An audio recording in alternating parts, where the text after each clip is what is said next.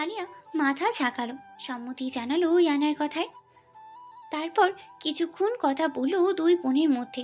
একটা সময় আলিয়ার মাথায় পিলি কেটে দিতে দিতে ইয়ানাও হারিয়ে গেল ঘুমের রাজ্যে। আসরের আজান কানে আসতেই ঘুম ভেঙে গেল ইয়ানার। পিট পিট চোখে তাকালো মাথার উপর ওয়াল ক্লকের দিকে। ঘড়িতে 4:30 বাজে।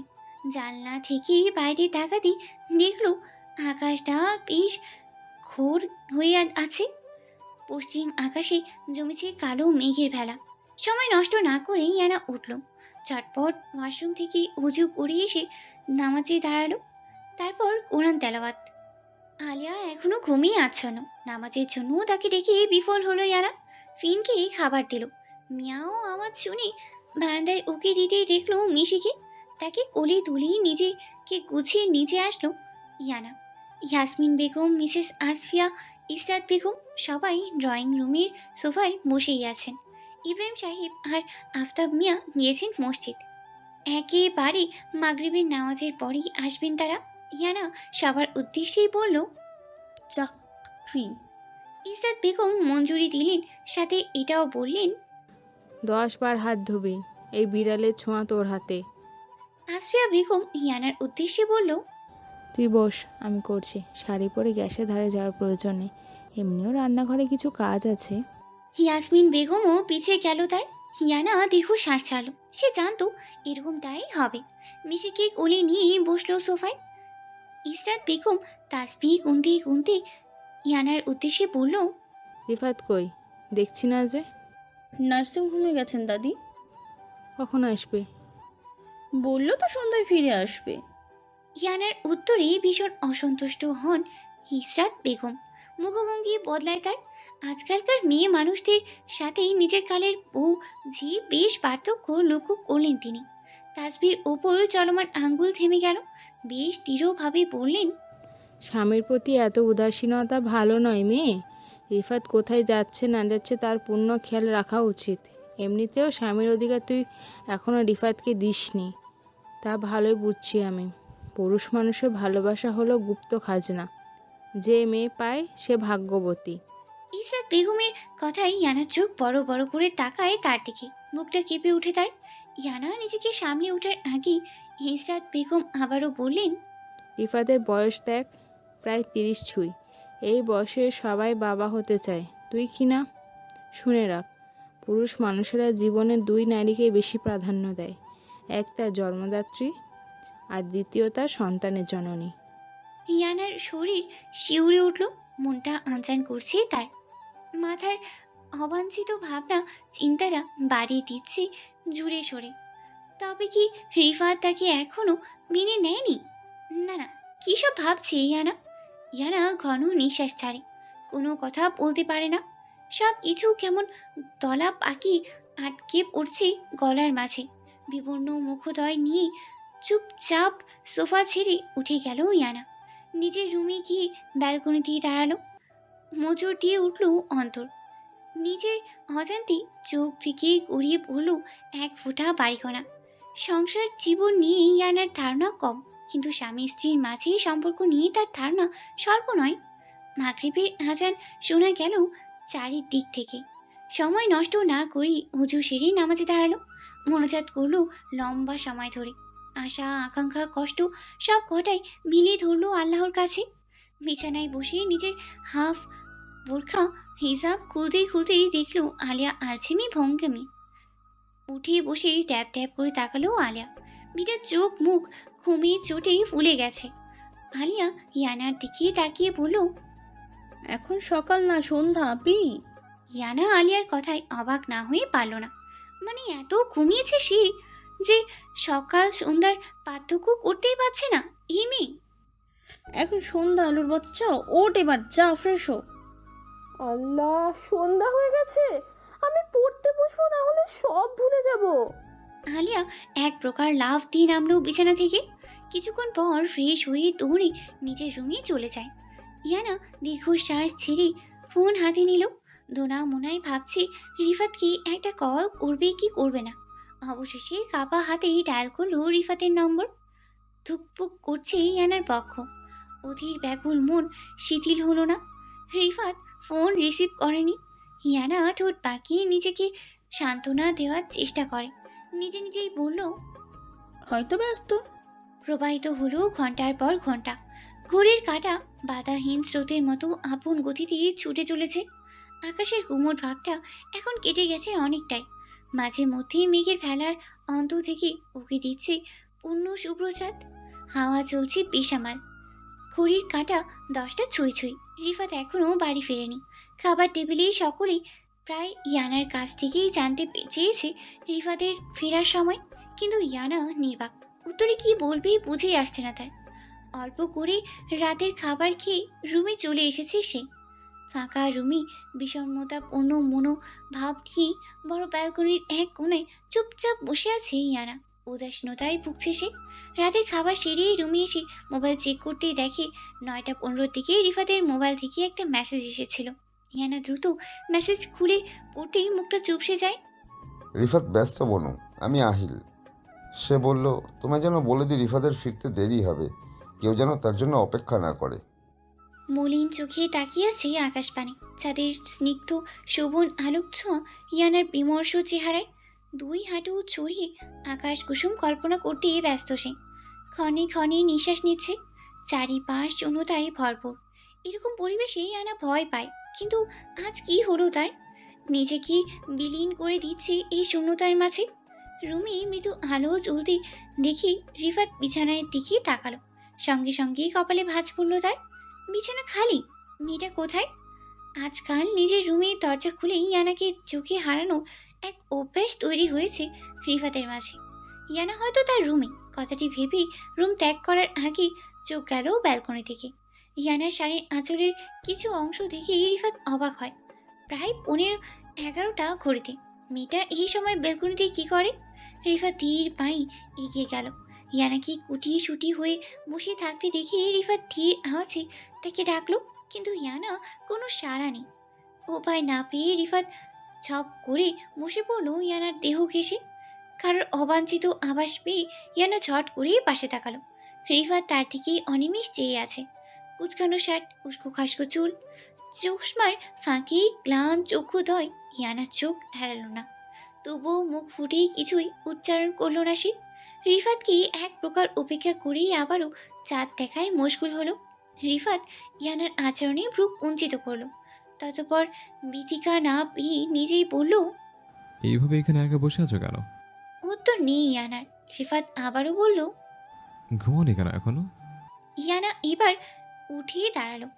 সহসা রিফাত চেপে ধরে ইয়ানার হাতের কবজি, টেনে নিজের কোলের ওপর বসিয়ে দিল।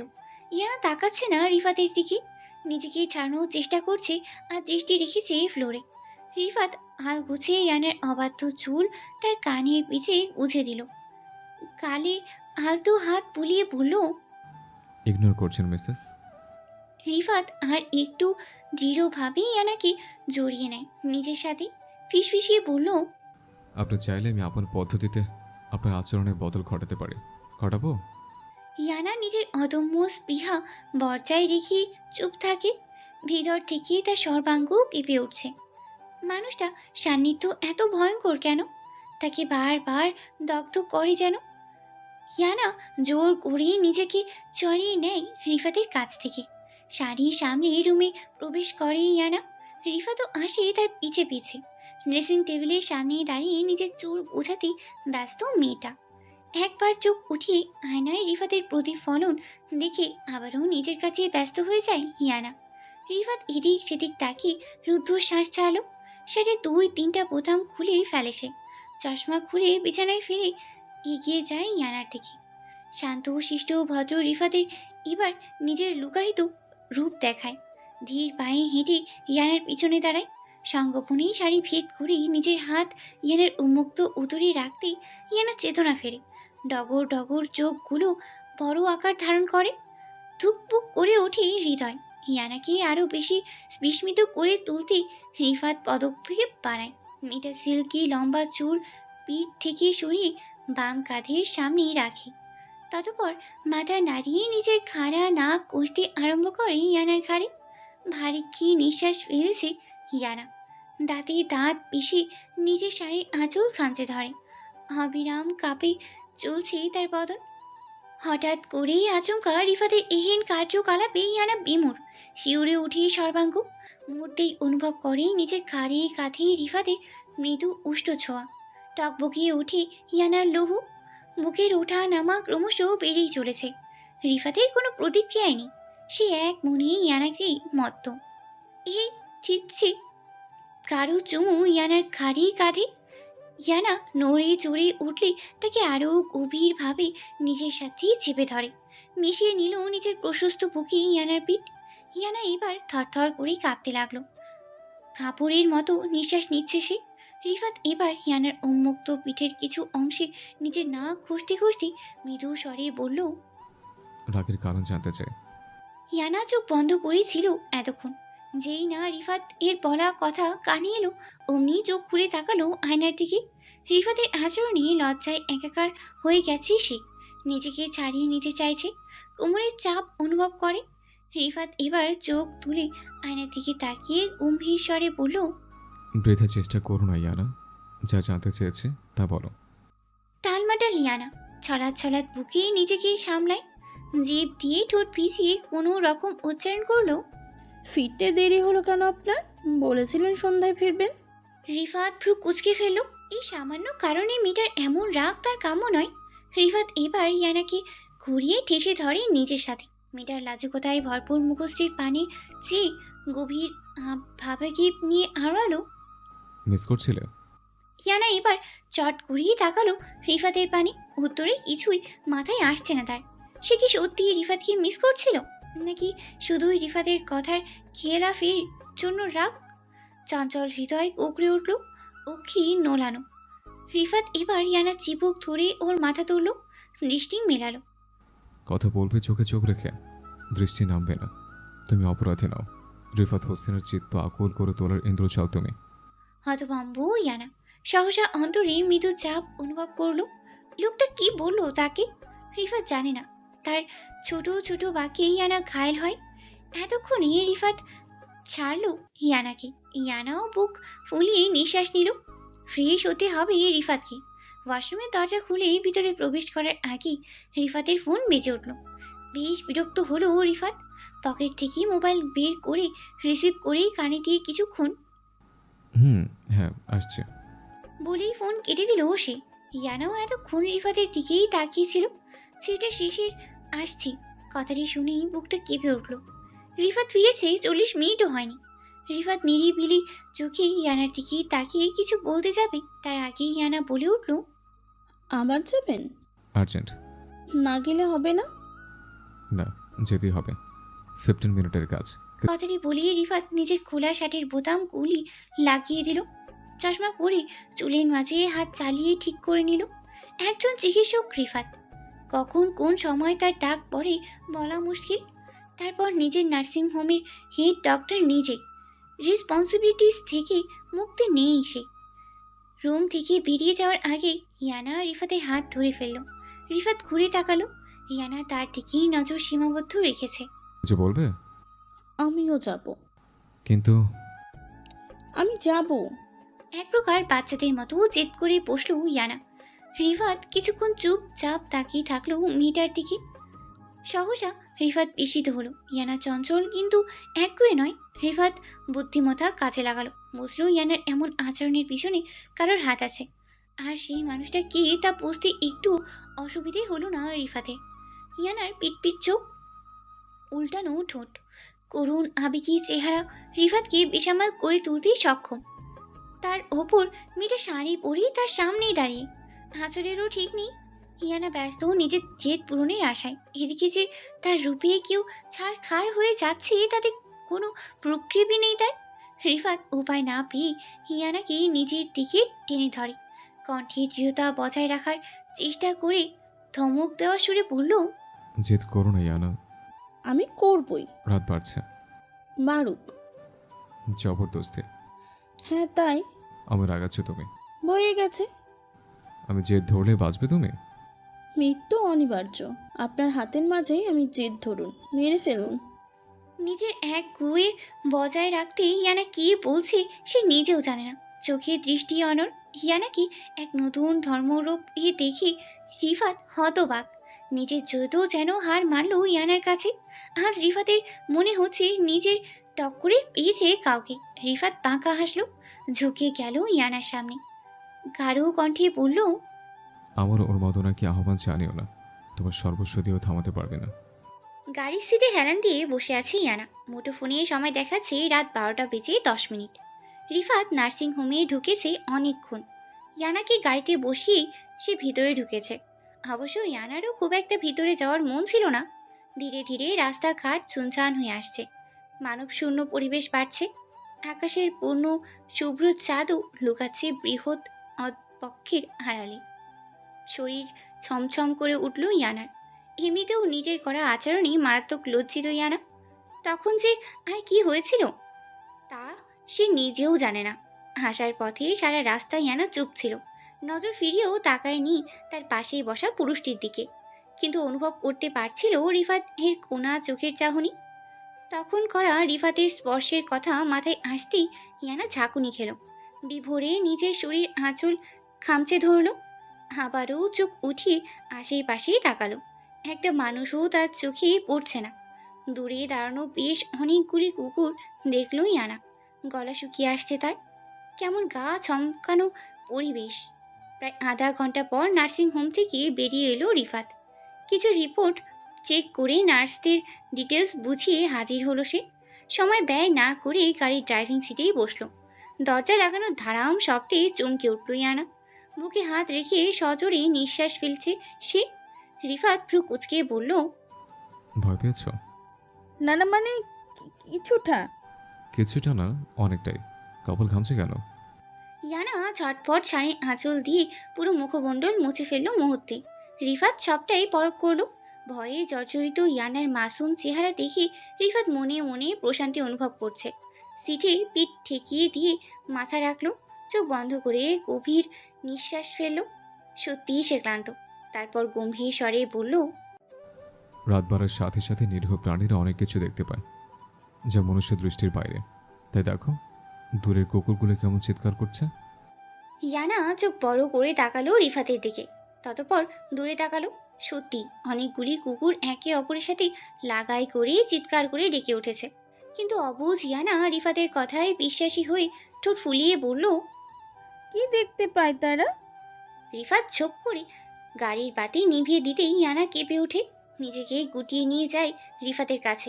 রিফাত ঠোঁট বাঁকায়, চোখ মেলে তাকায় তার পাশে রূপসী অবয়বের দিকে।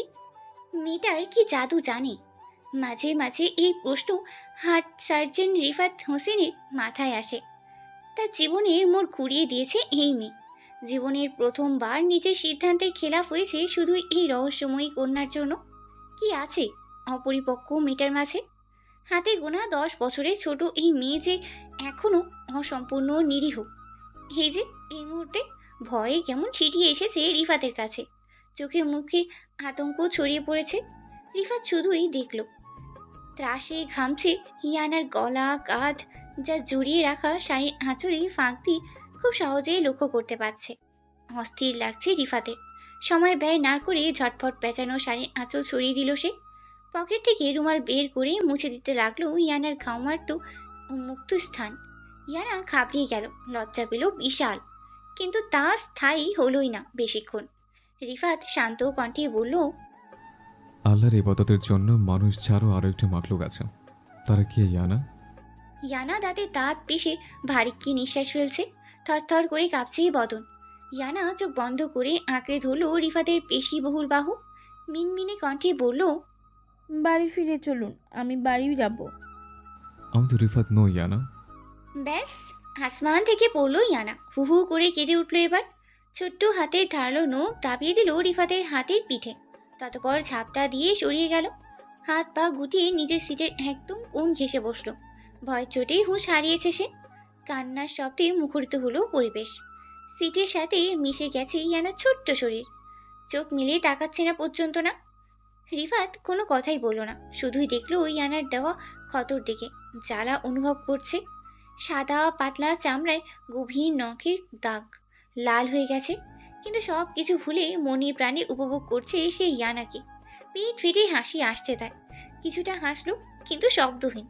মেয়েটার সব রূপ সে দেখবে, রাগ, জেদ, ভয়, কান্না, সব, সমস্ত কিছু। ডোর লক করে গাড়ি স্টার্ট দিল। গাড়ি বাড়ির গেটের সামনে গাড়ি থামতেই রিফাত তাকালো ইয়ানার দিকে। বাচ্চাদের মতো জ্ঞান হারিয়ে ঘুমিয়ে আচ্ছন্ন সে, গভীর ঘুমে। মেয়েটাকে জাগিয়ে তুলতে পাপ হবে। নিজে নেমে স্লিপিং বিউটিকে হাল গোছে টেনে কোলে তুলে নিল। পা থামলো বিছানার কাছে এসেই, শুইয়ে দিল আলতো করে। চোখের কোণে নোনা জলের রেখা নজর এড়ালো না রিফাতের। শরীর পিন খুলে টেবিলে রাখলো। ধীর গতিতে পুরো শাড়ি খুলেই ঝটপট পাতলা চাদরটা টেনে দিল ইয়ানার দেহে। এই রকমের ভারী শাড়ি পরে শান্তির ঘুম অসম্ভব ভেবেই এই কাজ করলো সে। ততপর নিজেও ফ্রেশ হয়ে শুয়ে পড়লো ইয়ানার পাশে। ক্লান্ত শরীর যেন বিছানায় চাইছিল। নিমিষেই ঘুমে আচ্ছন্ন হলো রিফাত। ঘুমের ঘোরে টেনে নিল ইয়ানাকে, হাত রাখলো উন্মুক্ত নরম মেয়েলি অবয়বে। কেঁপে উঠল ইয়ানা নিজেও। ঘুমের রেশ কাটতে কাটতে বেজে গেল সকাল 9:30। উঠে বসে চোখ মিলে ঘুম ভাঙানোর চেষ্টা করলো কিছুক্ষণ। চুল হাত খোপা করে চোখ গেল নিজের পানি। হাতকে উঠল ইয়ানা, হিম হয়ে গেল দেহাবশয়। নিজের অবাঞ্ছিত রূপে কাহিল হলো। এদিকে সেদিকে তাকিয়ে দেখলো রুম ফাঁকা। চট চলতেই পাতলা চাদরটা নিজের শরীরে জড়িয়ে নিল। রন্ধ্রে ছুটে যাচ্ছে শীতলতা। চোখের কোণ ভরে গেছে নিমিষে। হুট করেই নজর কাড়ে টেবিলে রাখা কাগজের দিকে। হাত বাড়িয়ে কৌতূহলী হয়ে কাগজ খুলতেই দেখতে পেল কিছু লেখা। ব্যক্তিগত বরের সাথে দীর্ঘ রচনে কাটিয়ে সকালে নিজেকে নাজুক অবস্থা দেখে মেয়েরা লজ্জায় লাল হয়। কিন্তু তুমি ভয় পাচ্ছ, জানি। ভয়ের কিছু নেই। ছোট্ট শরীরে ভারী শাড়ি পরে ঘুমানো কঠিন ভেবেই কাল রাতে তোমায় শাড়িহীন করেছে, তবে নিবস্ত্র নয়। স্টুপিড। পুরো বদনে ছড়িয়ে পড়ল কম্পন। লালিমায় স্পষ্ট হলো শুভ্রগাল। আজকাল চেয়ে রিফাতকে নবরূপে অভিভূত করছে। দেখছে একদম আলাদা রিফাতকে। একটু নির্লজ্জ, খানিক আদরে এবং বিশাল অনুরাগ মিশ্রিত এক হৃদয় লুটেরা। সকাল 10টায় জামাইয়ের হাতে ভারী নাস্তা, মিষ্টি, ফল দেখে অবাকের চরম অস্বস্তিতায় পৌঁছেছে আতিকার মা। আহিল সমস্ত কিছু নিজ দায়িত্বে ডাইনিং টেবিলের উপর রেখে সোফায় বসলো। এদিকে আতিকার বাবা মা পেরেশান। নতুন জামাই এইভাবে হুট করে চলে আসতে ঘাবড়ে গিয়েছে তারা। কিছু আয়োজন নেই, কি করবে কি না করবে ভেবেই কাহিল অবস্থা তাদের। আহিল বুঝলো সবটাই। আতিকার বাবার হাত ধরে বসিয়ে নিল নিজের কাছে। অতপর খুবই সুন্দরভাবে বলল, বউ মেয়ে হতে পারলে জামাই ছেলে কেন নয় আঙ্কেল? দেখুন তো কেমন অস্থির হচ্ছেন আপনারা, এটা কিন্তু ঠিক নয়। আতিকার বাবা কিছুটা হেসে আমতা আমতা করে বলল, আসলে নতুন জামাই তুমি, তোমার আদরের ত্রুটি আমাদের ভালো লাগবে না, তাই একটু। তাহলে পুরনো হলে তারপর আসবো, এখানে তো তাই। ইস, না না বাবা, আমি এমনটা বলতে চাইনি। তুমি এসেছো, আমরা প্রচুর খুশি হয়েছি, আনন্দ লাগছে। শুনে খুশি হলাম আব্বু, কোনো টেনশন করবেন না। আপনারা জামাই আদর করবেন আর আমি একটু শ্বশুরবাড়ি আদর করতে পারবো না? পারবে, অবশ্যই পারবে বাবা। এই আতিকার মা, যাও দেখি জামাইয়ের জন্য চা করো। স্বামীর আদেশে ছুটল রান্নাঘরে। এদিকে আহিলের চোখ দুটো যে খুঁজছে তার প্রিয়তমাকে, উসকুস করছে মন। মেয়েটার জন্যই তো সকাল সকাল জামাই সেজে হাজির হলো শ্বশুরবাড়িতে। কোনোভাবেই নিজের নাজেহাল মন সে ধরস্থ করতেই পারল না। আতিকার বাবা সোফা থেকে উঠতে উঠতে আমতা করে বলল, আতিকা রুমে আছে, কি করছে কে জানে। আমি বরং একটু বাইরে যাই, এ সময়ে গরম গরম জিলাপি পাবো, ভীষণ ভালো লাগবে খেতে। আহিল বাবা, আমি আসি এখন। আহিল সম্মতি জানালো মুচকি হেসে। এদিকে তার শ্বশুরমশাই ইনডিরেক্টলি তাকে আতিকার রুমে যাওয়ার পারমিশন দিল। তা বেশ ভালোই বুঝলো চালাক আহিল। ঠোঁট কামড়িয়ে পা বাড়ালো এই কাঙ্ক্ষিত মানুষটার রুমে। আতিকা উঠেছে অনেক আগে, কিন্তু বিছানায় শুয়ে শুয়ে ফোন ঘাটছিল সে। হালচেমিতে জর্জরিত বদন কোনো রকম ঠেলে ওয়াশরুমে নিয়ে গেল। ব্রাশ করে মুখ হাত ধুয়ে সবে বেরিয়েছে, কি সাথে সাথেই রুমে কাউকে প্রবেশ করতে দেখে এক পলক তাকাতেই ভরকে গেল। অবিশ্বাস্য নজরে তাকিয়ে রইল আহিলের পানে। লোকটা ধীর গতিতে তার দিকে এগিয়ে আসছে। একদম তার সম্মুখে দাঁড়াতেই আতিকা হাঁ হয়ে তাকিয়ে রইল। হুঁশ ফিরল যখন আহিল হালকা ফু দিল আতিকার ভেজা মুখমণ্ডলে। আতিকা চমকে উঠল, আকুল হয়ে বলল, আপনি বিশ্বাস না হলে ছুঁয়ে দেখো, মানা নেই। ঢেউ খেলানো চিত্তে নিজের অবস্থা দেখিয়ে ছুটে গিয়ে বিছানা থেকে ওড়না নিয়ে গলায় জড়ালো। আহিল ছোট ছোট দৃষ্টি নিয়ে তাকালো কিয়ৎকাল, অতঃপর নিজেই আতিকার কোমর আঁকড়ে ওড়না টেনে সরিয়ে নিল। আতিকা চমকে উঠল, চমকপ্রদ চাহনি নিক্ষেপ করলো। আহিল সেদিকে পাত্তা দিল না, গম্ভীর স্বরে বলল, বিয়ে হয়েছে আমাদের, হালাল তুমি আমার জন্য। তোমার শরীর মন সবটাই জাস্ট আমার। এটা তোমার জায়গায় আমার রুম হলে ওর নাকি এই কামিজটুকুও রাখতাম না। চোখ বড় করে তাকালো আতিকা। দম বন্ধ হয়ে যাওয়ার মতো কথাতে সে হিমশিম খাচ্ছে। ইস, এরকম কথা কেউ বলে? আতিকা রীতিমতো ভাষা হারিয়েই ফেলেছে। যখন একান্তে তুমি আমি থাকবো তখন বেশি ফর্মালিটির প্রয়োজন নেই, মনে থাকবে? আতিকা নত জানু হয়ে কাপা কণ্ঠে বলল, তো থাকবে। গুড। জানো, তোমার জন্য, শুধু তোমার জন্য আমি আজকাল ডক্টর থেকে রোগীতে পরিণত হচ্ছি। রোগী বউ নামক ওষুধ ছাড়া কিছুই মানে না। কিছুটা আবেগী কণ্ঠে কথাগুলি বলল আহিল। আতিকা চোখ মিলিয়ে ভ্রু কুঞ্চিত করে শুনল সবটাই। ততপর কি ভেবে ফিক করে হেসে উঠল সে। আহিল হাল গোছে আরো কাছে টেনে নিল, মিশে গেল দুজন। চোখে মুখে ঘোর লেগে আসলো আহিলের। ঘন শ্বাস ফেলে হৃদয় কুকড়ে যাওয়ার কণ্ঠে শুধায়, হেসো না জান, তোমার হাসি আমার প্রবাক করছে। এক নিমিষেই শরীরে কারেন্ট ছুটে গেল আতিকার, মিলিয়ে গেল তার হাসি। শুকনো ঢোক গিলতে আরম্ভ করলো, কিন্তু থেমে নেই। আহিলের হাত বেসামাল ছোঁয়া দিতে আতিকার কামিজ ভেদ করেছে অনেক আগেই। আতিকা সোজা হয়ে দাঁড়িয়ে থাকতেই পারছে না, শরীর নেতিয়ে আসছে। কোনো রকম ভাবে ঠোঁট নাড়িয়ে বলল, দরজা খোলা। আহিল বাঁকা হেসে বলল, তোর প্যারেন্টস জানে নিউলি ম্যারিড কাপলদের রুমে নখ ছাড়া প্রবেশ করতে নেই, তাতে আমাদের থেকে বেশি তারা লজ্জায় পড়বে। আতিকা এবার পূর্ণ দৃষ্টি নিয়ে তাকালো তার পুরুষের দিকে। স্বাভাবিক হওয়ার জন্য বলল, কখন এসেছেন আপনি? বেশিক্ষণ হয়নি। তোমার মা আব্বু তো আমাকে দেখেই অস্থির, কিন্তু তারা এটা জানে না আমার এরকম হুট করে আসার কারণ তাদের মেয়ে। আমি আমি কি করেছি? অশান্ত, অধৈর্যশীল, মন চাইছে তোমাকে আজকেই আমার বাড়ি নিয়ে চলে যাই। ভীতিকর হয়ে উঠল আতিকার মন, চোখ মুখ ভার করলো। মা বাবা ভাইকে ছেড়ে যাওয়ার কথা শুনেই বুকটা ভরে উঠল। আহিল বুঝল প্রিয়তমার চোখের ভাষা। ধীর গতিতে হাত গলিয়ে দিল ঘাড়ে, আঁকড়ে ধরল মিটির নরম গাল, ফিসফিসিয়ে বলল, এখন সাথে নেব না জানামান, নির্ঘুম রাত কাটাতে নিজেকে তৈরি করো। আমি কিন্তু মোটেই দরদি নই। Now I want a kiss, a deep lip kiss. আহিলের এহেন বাক্য বিনিময় আতিকার অস্তিত্বকে ঝালা ফালা করে দিতেই সক্ষম ছিল। চুপচাপ ঠাইয়ে রইল। শরীর শিউরে উঠেছে তার, কিন্তু ছাড়া পাওয়ার উপায় নেই। কিন্তু তাও চেষ্টা চালিয়েই দেখালো। মিনমিনে কণ্ঠে বলল, মা মনে হয় ডাকে।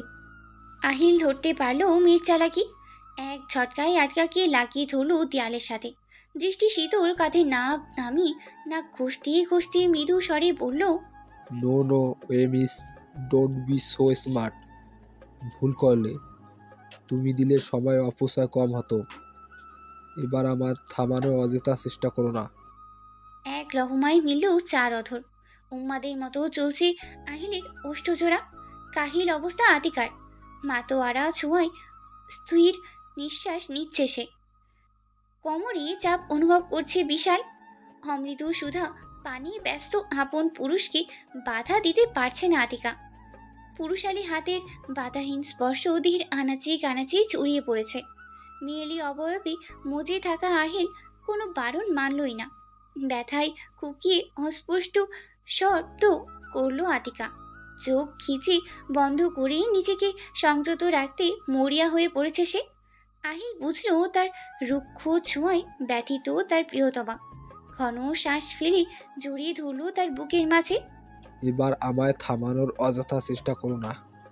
এইটুকুতে হার মানলে চলবে না, সহ্য ক্ষমতা বাড়াতে হবে। আমি তোমার কাছে প্রচুর অসভ্য। দীর্ঘক্ষণ পর রুমে প্রবেশ করলো ইয়ানা। তৎক্ষণাৎ বেজে উঠল ফোন। কটু শব্দে মুখরিত হলো পরিবেশ। বিরক্তিতে কপাল কুঁচকে আসলো। ঝটপট হেঁটে ফোনের দিকে দৃষ্টিপাত দিতেই ঠোঁটের কোণে দখল করলো সূক্ষ্ম হাসি। থই থই করে উঠল অনুভূতিরা। কেটে গেল ফোন। হলো 4টা মিস কল। বুক ধরফর করে উঠল। মানুষটা এতবার কল করেছে তাকে। রাগ হলো নিজের উপর। দ্রুত গতিতে ফোনের লক খুলে ঘুরিয়ে ফোন করার আগেই পুনরায় তা কটু শব্দে বেজে উঠল। এক ঢোক গিলেই কাঁপা কাঁপা হাতে রিসিভ করে কানে নিতেই শুনতে পেল কড়া ধমক। বন্ধুরা, এটাই ছিল আজকের গল্পের অংশ। সামনে কি হতে চলেছে? ভালোবাসার এই পথ কি আরো জটিল হবে, নাকি আরো কাছাকাছি আসবে দুটি মন? জানতে হলে অপেক্ষা করতে হবে পরবর্তী পর্বের জন্য। সেই পর্যন্ত আমাদের সাথেই থেকো। আর ভালোবাসার এই যাত্রা যদি তোমার ভালো লেগে থাকে, তাহলে অবশ্যই লাইক, কমেন্ট, শেয়ার এবং সাবস্ক্রাইব করতে ভুলো না। ধন্যবাদ আমাদের সাথে থাকার জন্য। কথা হবে পরবর্তী পর্বে।